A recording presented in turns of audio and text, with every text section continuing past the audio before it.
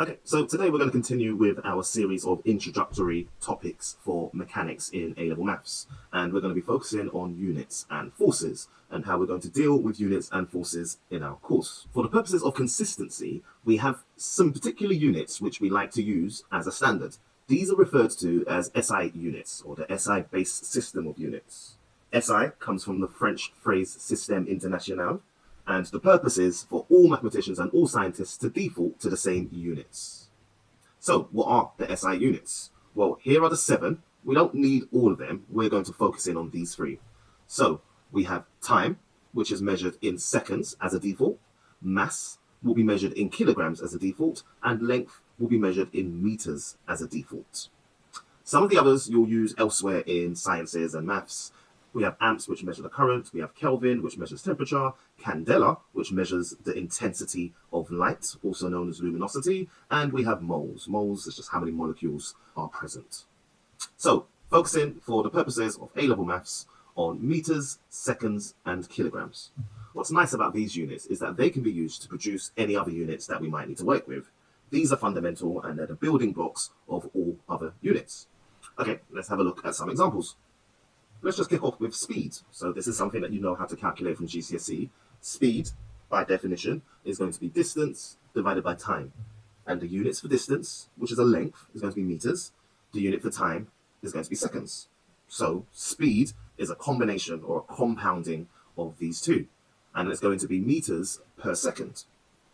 You'll often see it written like this with the diagonal slash, which we pronounce as per, so meters per second. But also, you might see it written in index form, with the -1 letting us know that seconds is in the denominator, that we're dividing by the time. So these are the 3 ways which we might represent meters per second. So that's the unit for speed. We are measuring how much distance you can do in a specific amount of time. How many meters of travel there is in a second. Okay, since we've done speed, let's have a look at acceleration.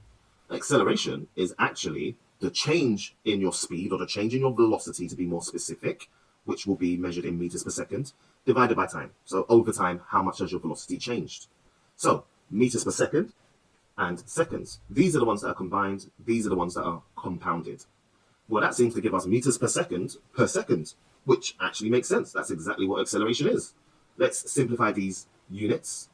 And we have meters over seconds squared.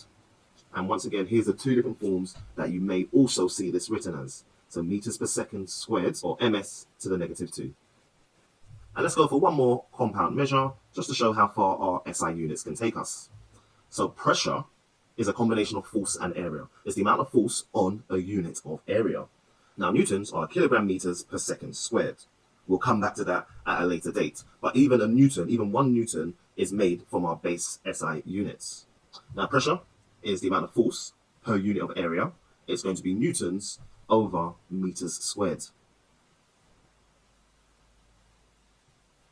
And that's going to give us newtons per meter squared in all 3 of these forms. Okay, so SI units are doing a lot of carrying through maths and through science. Okay, so next what we want to be able to do is to convert units into our SI units. So whatever measure we've been given, we want to make sure that we can convert it into standard units. So let's start with a measure like 1.8 kilometers per hour. Well, this is a compound measure for distance and time. But the distance is not in our SI unit, it needs to be meters. And the time is not in our SI unit, it needs to be seconds. So, one step at a time, we can convert this compound unit until both elements, both parts, are SI units. So firstly, I'll change kilometers per hour into kilometers per minute. And then I'll change it to kilometers per second. And then finally, the kilometers can become meters, and that'll be meters per second. And we just need to think, what is the conversion from one unit to the next, all the way through? So hours to minutes, it's definitely a scale factor of 60. Minutes to seconds is also 60. And then kilometers to meters is 1,000. I want you to be careful here with whether we're going to multiply or divide. And actually, just slowing down to logically think can help you to know what's happening at each stage. If we are traveling 1.8 kilometers per hour, will we travel fewer or more in a minute? Well, it's going to be a lot less distance covered in a minute, so I'm dividing. The same question again. However far I can travel in a minute, I'm going to travel a lot less distance in a second. So once again, we're dividing to make that number smaller. However many kilometers I can travel in a period of time, If I change the kilometers to meters, I'm going to be traveling more meters, as in 1 kilometer becomes 1,000 meters. So here I am multiplying. Okay, let's just process that calculation each step of the way, and we get 0.5 meters per second. 1.8 kilometers per hour is the same as 0.5 meters per second. And here we have it in our standard units. Okay, let's try another one. We'll go for 12 grams per centimeter cubed.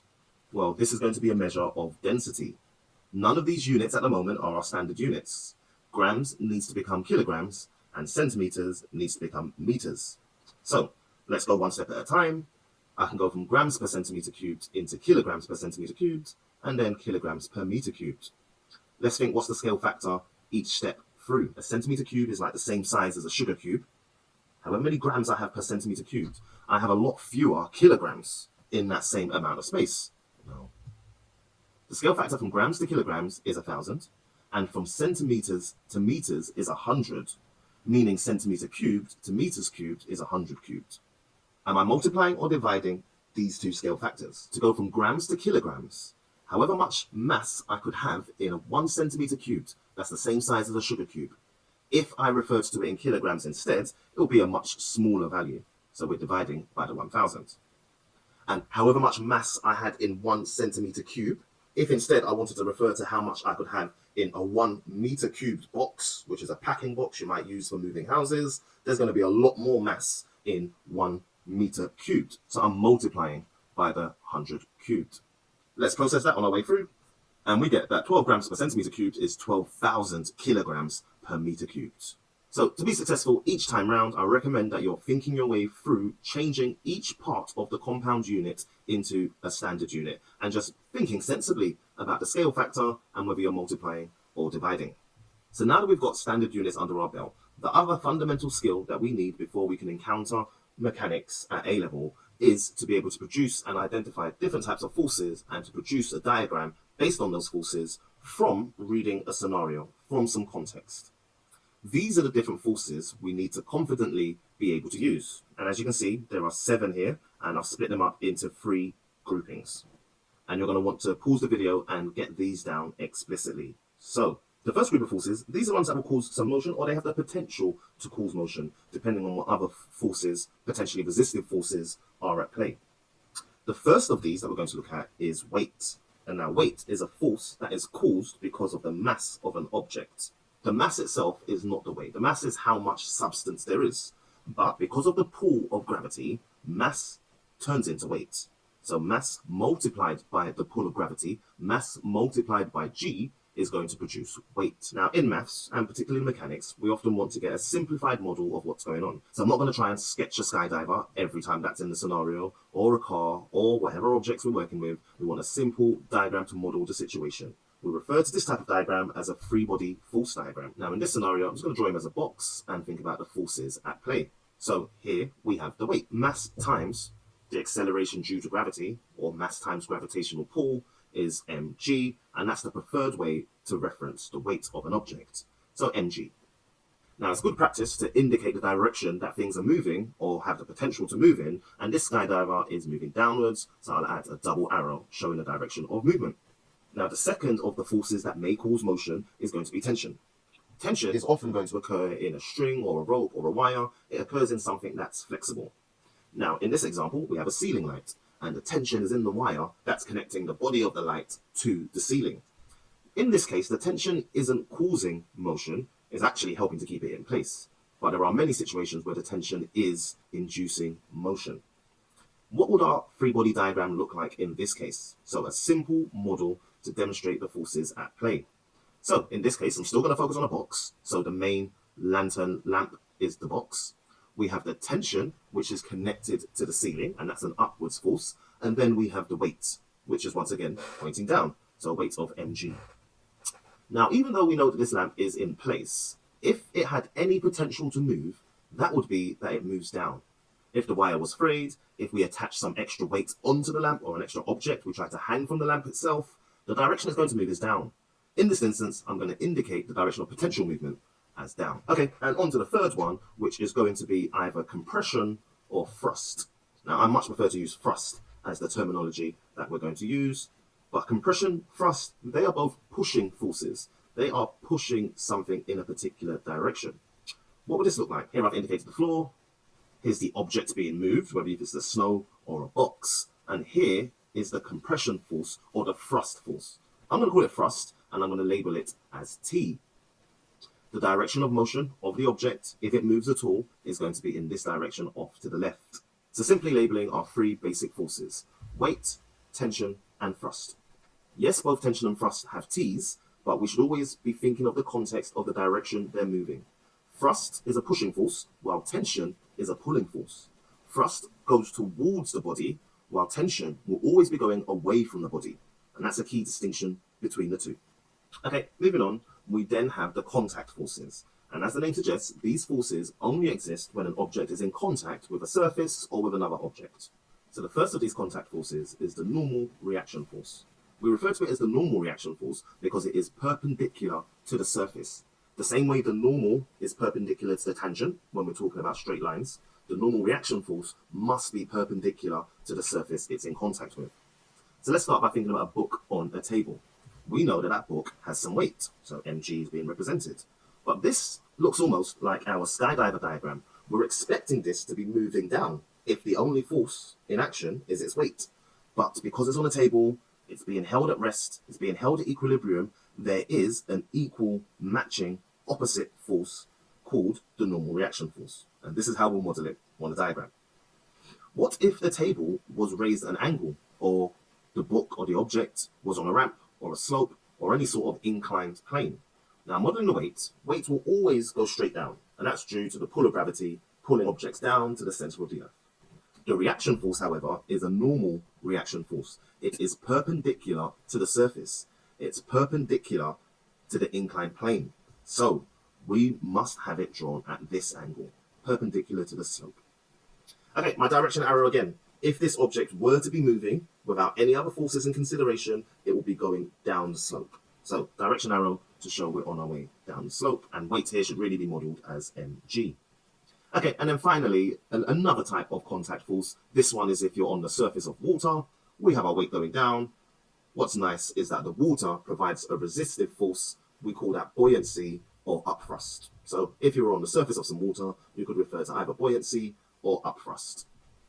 Now, in each of these cases, if we lift the book off the table or off the inclined plane, or we lift the boat off the surface of the water, the contact force no longer exists. It just disappears. So it's only there because it's in contact. So a consideration of the context: when objects are in contact with each other, they will be producing a normal reaction force. Okay, and then just one last group of forces to look at, and those are the resistive forces. Forces that work against your motion. Forces that are resisting the motion that could potentially be happening. And there are two types of this resistive force for us to consider.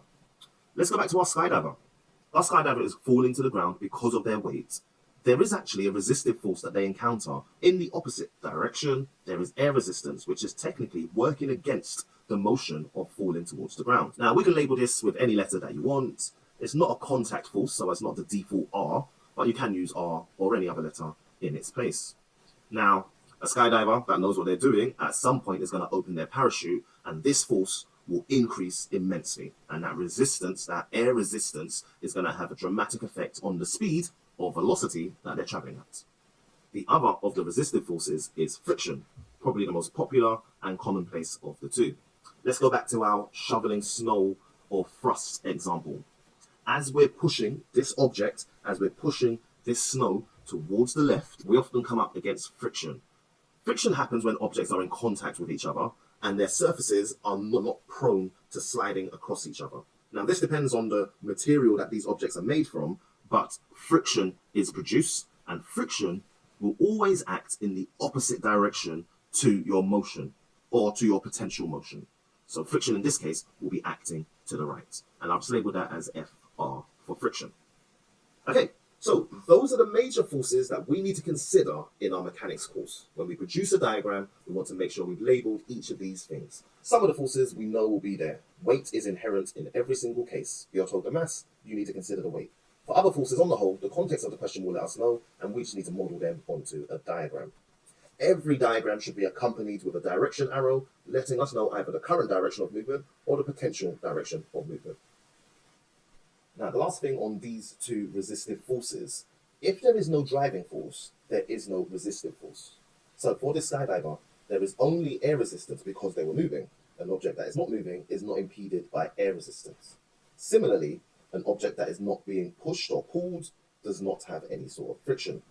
There is a nuance to that, and we'll study friction in more detail in year 13. But for now, I want to make sure you consider carefully the units that you're using, the forces that may be at play to cause motion, and then also the contact forces and resistive forces that